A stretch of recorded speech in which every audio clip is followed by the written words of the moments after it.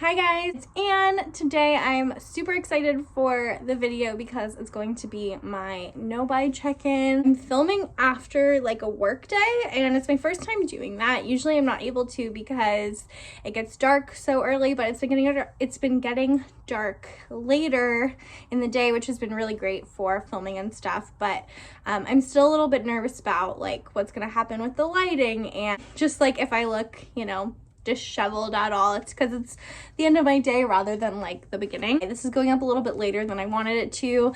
I have been kind of busy for the last like couple of weeks. I do have a lot of thoughts about what's happening with the no-buy. The first thing I wanted to touch on is the things that I've already bought and kind of like my thoughts on those, like the replacement items that I've bought. There's kind of a few things. So I got to place a Sephora order, my first Sephora order. It was actually mostly gifts. I bought a couple of like birthday gifts for some of my friends and that's been really fun. I don't know if this is really like, I'm doing some reflecting about this. I'm interested in buying like extra gifts from Sephora in particular so that I can like maintain that reward status. I feel vulnerable about saying that I like want to stay VIB Rouge, but I definitely like being VIB Rouge. I don't think that, I don't know, I'm feeling differently about it all the time, but when I bought this stuff, I was like, oh, like if I can stay VIB Rouge by buying my friends presents, like a win-win, so, and I got them things, actually like thoughtfully for them, so it's not like I'm buying people just like shit that they don't want so that I can have that reward status. So I bought myself one replacement, the Fenty Beauty eye primer, which is my favorite eye primer. I really love that one and I actually went without it for quite a while and I was really thankful to have it back. I definitely got to learn that that product truly is like an essential for me and it lasts a long time, so it's totally worth it in terms of like value for me. So that was a good experience. I also bought a few things on Amazon that were to the point where I was like, did I just break my no-buy by buying these things? And it was really simple things. It was like a couple things for my car because I just started driving actually. For a second I was like, did I break my no-buy by buying these things? And it kind of like sent me into a weird like place of reflection, but I decided that I don't know, it's not obvious. It wasn't obvious to me. I decided that I did not break my no-buy by buying those things because they were not things that I would ever compulsively buy. Not like I could like get into trouble buying phone chargers, like so many phone chargers. They're just things that I needed to like conduct my life and I knew that, and they're like at that point that kind of stuff is like basically groceries to me. Like it's literally just like stuff that is like part of my life that needs to be replaced sometimes. It's not really the kind of stuff that I'm trying to like heal my relationship with by doing this no-buy in the way that like beauty products are and clothing and stuff. And I think that that is something that like you guys understand and I understand when I watch other like people doing projects like this and stuff.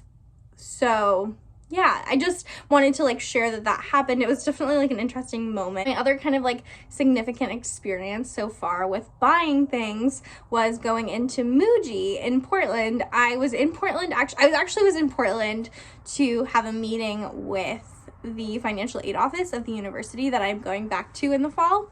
And if you guys don't know, a huge part of this no-buy for me is related to going back to school and just trying to like heal my habits with shopping so that I can like be successful in school and be successful financially as a student.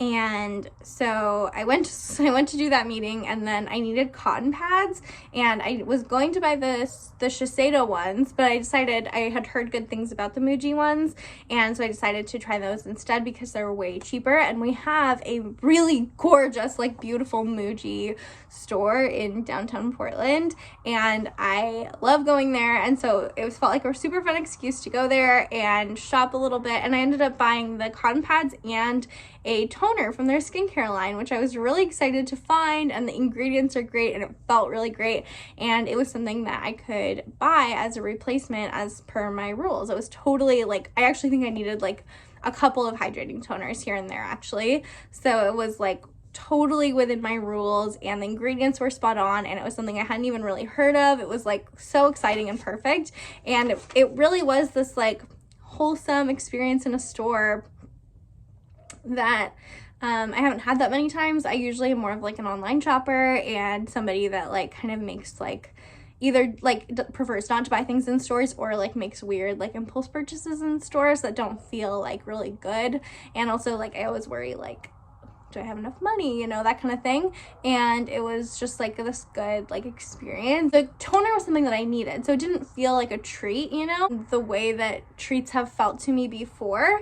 But like going to the store and having that experience there at the store that I love being in, getting to like find something that I wasn't expecting to find and stuff, and have it be something small and something totally like relevant to my life that I'll use up and all that just like felt really good. And so it kind of made me want to have like more experiences like that. So it kind of made me think about like, what can I think about buying in store rather than like ordering. It's kind of interesting because in some ways I feel like so much more like I have control over my finance. So what I feel is more control over my finances and more empowered to make choices with my finances that involve like holding on to my money. The like phrase burning a hole in your pocket as far as like money goes has always like really applied to me, like even as like a teenager and even as like a kid. When I had money, I was like, gotta get rid of it, basically, like gotta like spend it right away. And that totally carried through even as I've been like an adult and a person that like, you know, makes like an income. You know, I like don't make a lot of money, obviously, I think that's clear. It's like not a healthy like way to manage your money when you actually have like a job, you know, or ever actually, really. And I felt like the purchases that I was making were like very considered. So in that way I felt like, you know, I had control over it, but I didn't really, you know. And so I have felt like, because I have this sense of control in a way that I never have had in my entire life, I feel two things, which is one, I feel better about buying things like going out with friends or just like every day, and like non-physical things that you have to buy, like paying my bills, getting gas, like all those things I feel like totally like chill about doing, and created a relationship with those things that is less fraught with anxiety. But it's also made me reluctant to spend money even on things that are like allowed by my no-buy rules or that are like make sense. And that in the past I would have been like totally like it would have been a no-brainer.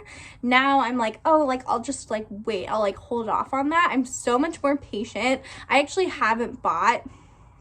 A huge part of my no-buy rules is I'm allowed to buy a dress and 2 tops for a concert that I'm going to this year, for a couple of concerts that I'm going to this year. And I basically thought that I was going to buy those things with my tax return, and I got my tax return and I didn't spend it, and I put it towards some stuff. Haven't bought those tops. I could, but I just am like, no, like I'm just gonna hold off. It feels better to just wait. Same with like tattoos aren't included in my no-buy, and I love tattoos, and I probably will get a few tattoos this year, and there's a tattoo appointment that I really want to make sooner rather than later, and I just haven't made it because I'm just like, you know, like I can just wait. Like I feel patient about it, and I feel like it's like a higher priority for me is to hold on to my money more, which is just never how I felt. I think saying it feels kind of silly, like obviously that's what you would want to do, like that's normal, but it's never been my relationship with my finances. So it's been really illuminating to have what feels like kind of like a flip switch in terms of how my relationship with money and my money. So it's just interesting, and it's just brought up a lot of like interesting reflection about my past habits, like headed in a really good and like healthy direction. So that's cool. There's also a lot of replacements that I could be buying that I've just been holding off on because I just like feel more comfortable holding on to that money for now. I know eventually I'll buy a lot of replacements and I'll have to.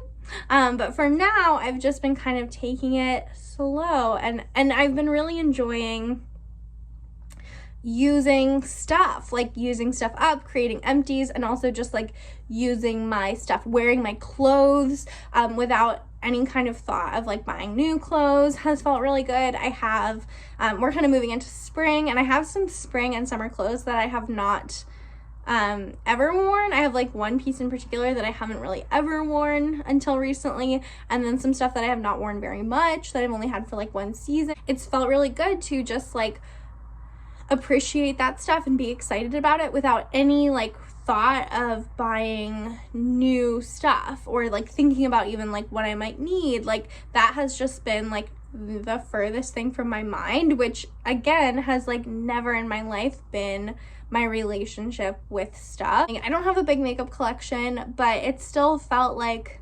explorative to like just use it all without thinking about buying new stuff. So I think it's a good experience. I think it totally like shifts your perspective in a way that I couldn't have known until like actually being in it. I think like you can imagine that would be how it would feel, but it definitely is like different to be actually doing it. I felt for a long time like I was aware of people doing no buys, and I felt like everything that I could get out of a no buy I could kind of get from just like thinking about what it would be like to be on a no buy, trying to impart the lessons that I heard people who were doing it say. Already only 1 month in, it's really become clear to me that there is so much to be learned from actually doing it yourself. That might be something that feels like obvious, but it definitely has really hit home for me this month in my experience. I wanted to talk about like stuff that I want. One thing that I have really noticed is that I need some new shoes. A lot of my like staple, most worn shoes just need to be replaced. I don't really have any sandals that work for me. Or boots. Well, that's not true. I have boots that work for me, but I don't have any boots that I really love. And living in the Pacific Northwest, especially, I know when next like fall and winter roll around, I'll be really wanting to replace my boots, and then also like my workout sneakers, which I also sometimes wear as like casual shoes. That all is just to say that sticks out in my mind as like if I wasn't on a no buy, that would be the thing I would buy.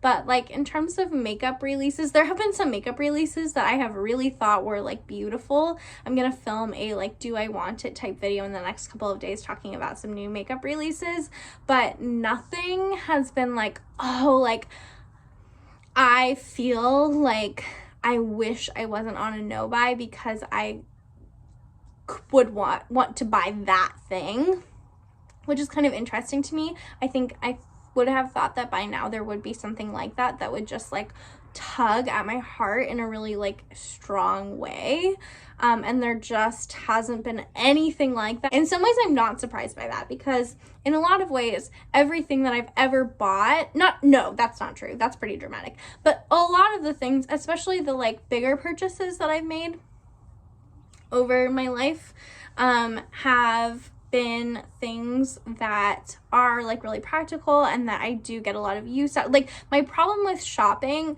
didn't really involve buying a lot of like frivolous, unconsidered things. Like I've always kind of come at shopping, at least in my adult life, from the perspective of like fewer, nicer things, and things that I thought would really like serve me. I've always been cognizant of those things. So in that way, it's like the same. It's the same as it's always been, but that doesn't mean that my relationship with shopping was completely healthy. I feel like I've basically touched on all my feelings about the no buy, which, as you can probably tell, are like really mostly they're 100% positive. I feel 100% positively about the no buy, but I also feel like there's so much left to experience from it, and there's some things that I have kind of mixed feelings about, or that I don't fully like understand my own feelings about. So I'm just really curious to see exactly how it will develop. I know in March I'm going to be buying probably more things than I did this month, because I have, if you haven't watched the intro to my no buy, you should, because I talk about the rules, and my no buy is structured a little bit different than some others. One of the differences is that I put in a stipulation for myself that I can continue getting this jewelry subscription service through the jewelry retailer called Local Eclectic. They have a seasonal subscription box that I subscribe to and that I really like, and I'm gonna continue getting it. And so it's seasonal, so it's not monthly, but I will be getting one in March, I believe. And there's also some replacements that, like I spoke about, I've been putting off, and I probably will buy that dress and stuff in March. That's basically the plan as of now. So that's kind of a lot. I mean, that's probably the most shopping that I would do. If I do all of that, that's definitely probably the most shopping that I would do in the entire year. So with that in mind, it's going to be kind of an interesting month, and we'll see what happens. I kind of don't know at this point. And we'll see how it impacts like my thoughts and feelings about the no buy. Yeah, I hope if you're following along with me on this project that you know that I love you, and I love that your support means so much to me. And I'd love to hear about if you've made any changes to your shopping habits in this year 2020. And I hope that you're having a really great day, and I'll talk to you guys really soon. Bye.